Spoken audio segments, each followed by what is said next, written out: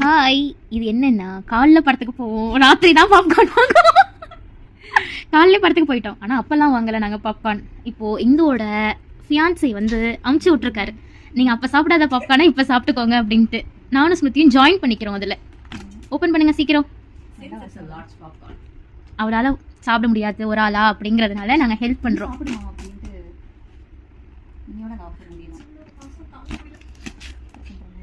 நேற்று என்னன்னா பேக்கிங்கோல வந்து சாக்லேட் ரஃபில் கேக்கு, ஃபுல் பாப்கார்ன் ரெடி. இப்போ ஒரு படத்தை போட்டுக்கிட்டு நாங்கள் சாப்பிட போகிறோம். ஆமாம்,